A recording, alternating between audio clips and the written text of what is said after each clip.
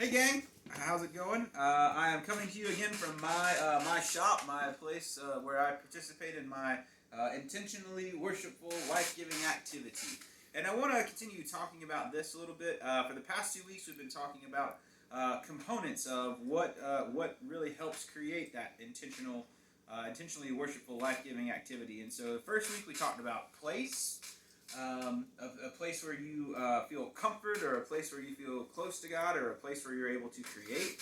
Last week we talked about being intentional, about the need to set aside the time to disconnect and to really just put all sorts of thought and energy into the activity that you're going to do. And today I want to talk about openness. And that's the third component that I feel is very important. When I talk about openness, I really mean whenever you are in your place and you have your activity and you are intentional about blocking everything out, openness means after that not having any other agenda than to just be in the place and to be intentional.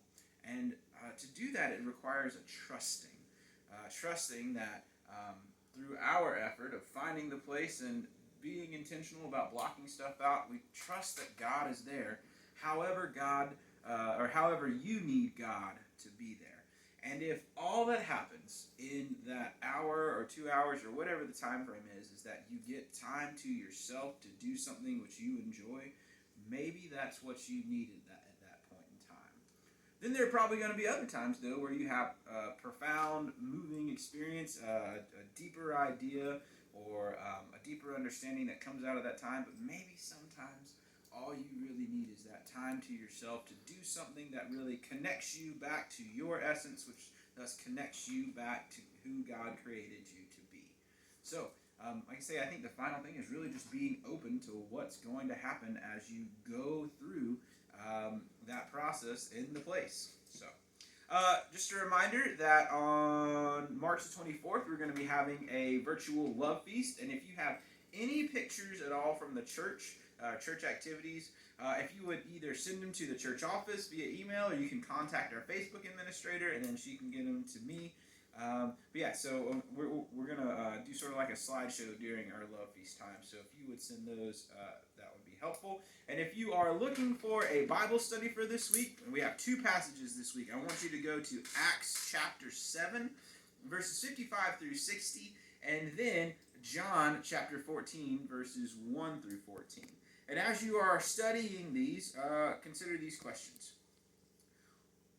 For Acts, what has Stephen done that are causing the people to want to do what they do to him? 2, what is significant about where they take him?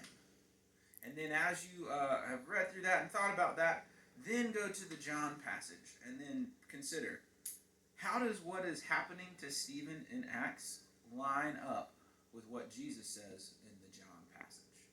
So I hope that you will join us for worship on Sunday at 11. If you need the link, you can contact our Facebook administrator for the Zoom worship. And for Bible study on Tuesday night, we're in the book of Ecclesiastes. And again, you can contact our Facebook administrator to get the link for that. I hope you have a great rest of your week, and we'll talk to you later. Bye-bye.